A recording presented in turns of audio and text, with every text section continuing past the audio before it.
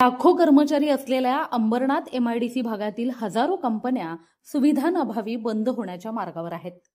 MIDC प्रशासनाकडून कोणत्याही सुविधा मिळत नसल्यानं तसेच वारंवार खंडित होणारा वीज पुरवठा आणि त्याचा परिणाम म्हणून पाण्याचा अपुरा पुरवठा, यातच महावितरणच्या फ्लाइंग स्क्वॉडचा आणि स्थानिकांचा त्रास, या सगळ्या बाबींमुळे कंपनी मालक कंपन्या बंद करण्याच्या विचारात आहेत। या भागात सुमारे 1400 कंपन्या असून या कंपन्यांचा 50 ते 60 हजार कोटींची वार्षिक उलाढाल आहे। केंद्र आणि राज्य सरकारला या सगळ्या कंपन्यांमधून 10,000 कोटींचा जीएसटी मिळतो। त्यात नव्या येणाऱ्या कंपन्यांना एमआयडीसी भागात जागा मिळवण्यासाठी भ्रष्टाचाराचा सामना करावा लागतो। एमआयडीसी प्रशासनाला एवढ्या मोठ्या प्रमाणात उत्पन्न मिळत असतानाही या कंपनींना सुविधा पुरवण्याकडे मात्र प्रशासनाचे पूर्णपणे दुर्लक्ष होत असल्याचा आरोप केला जातोय। त्यामुळे जर आता आमच्या मागण्यांचा विचार झाला नाही तर मात्र इथल्या 1400 कंपन्या बंद करून त्या स्थलांतरित कराव्या लागतील, असं अंबरनाथ कंपनी उत्पादक संघटनेचे अध्यक्ष उमेश तायडे यांनी स्पष्ट केले आहे।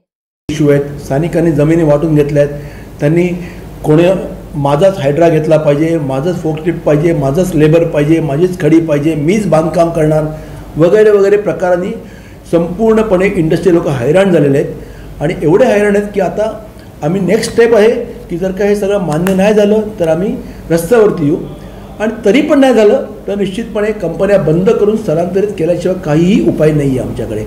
आमच्याकडच्या मोठ्या मोठ्या कंपन्या लाईक मेलॉक्स स्पेशालिटी केमिकल्स, विस्वात केमिकल, फेरिंग आणि अशा बऱ्याचशा कंपन्या या गुजरात आणि तेलंगणाला निघून गेल्या आहेत। नाही म्हटलं तरी कमीत कमी 8 ते 10 हजार कोटीची इन्व्हेस्टमेंट ही बाहेर गेली आहे गेल्या 5 वर्षातच।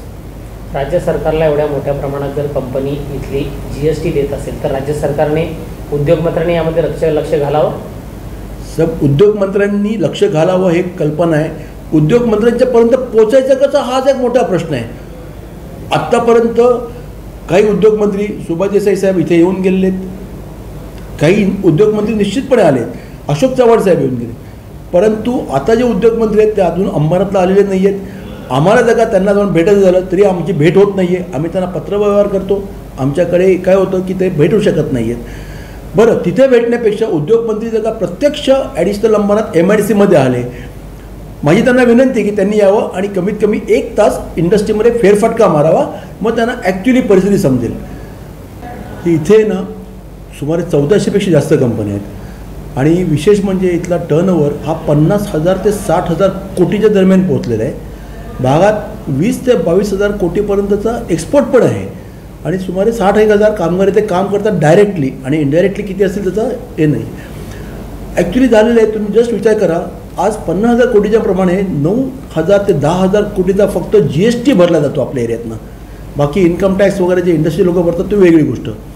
आणि हे सर्व असताना आज आपल्याकडे इंडस्ट्रीचा ग्रोथ का होत नाही? एक तर प्रथम प्लॉट अलॉटमेंटमधला प्रचंड प्रमाणात भ्रष्टाचार। प्लॉटची ॲक्च्युली किंमत 7-8 हजार रुपये पर स्क्वेअर मीटर असते, परंतु एमआयडीसीतलं प्लॉट परचेस करताना दलालांमार्फतच तो प्लॉट घेतला जातो आणि दलाल लोक 25,000 ते 30,000 रुपये पर स्क्वेअर मीटर, म्हणजे 4-4, 5-5 पटीने तो प्लॉट। एखाद्याला 1,000 स्क्वेअर मीटरमध्ये फॅक्टरी टाकायची असेल त्याला खर्च 60 ते 70 लाख आला पाहिजे, तो खर्च आज 2.5 कोटी फक्त प्लॉटसाठी जायला लागला आहे। इथे कशाला कंपन्या येतील? एक दुसरी गोष्ट, इथे सगळे त्रास म्हणजे रस्ते। एमआयडीसीचे रस्ते आम्ही पैसे देऊन एमआयडीसीने काही ठराविक रस्ते बनवले, परंतु सगळे आतले रस्ते अजूनही झालेले नाही आहेत। इंटरनल रोड्स आहेत ना ते अजूनही खराब आहेत, ते एमआयडीसीने बनवायचे। एमआयडीसी प्रत्येक ठिकाणी पैसे मागते आहे। एमआयडीसीने शेतकऱ्यांच्याकडनं घेतले 40 ते 50 लाख रुपये एकरने, विकताना 3-3 कोटी एकरने विकले। त्यांचं काम आहे इन्फ्रास्ट्रक्चर डेव्हलप करायचं, परंतु आता ही नवीन फॅशन आहे की इन्फ्रास्ट्रक्चरसाठी पण एमआयडीसी इंडस्ट्रीवाल्यांच्याकडनं पैसे घेत आहेत। एक प्रकारचा टोल टॅक्स आहे हा। या बातमी संदर्भात तुमच्या प्रतिक्रिया आम्हाला कमेंटच्या माध्यमातून नक्कीच कळवा आणि अशाच प्रकारच्या बातम्या पाहण्यासाठी लोकशाहीचा चौथा आधारस्तंभ लोकतंत्र या वाहिनीला लाईक, फॉलो आणि शेअर करायला विसरू नका। त्याचबरोबर YouTube या आपल्या वाहिनीला देखील सबस्क्राईब करायला विसरू नका। धन्यवाद।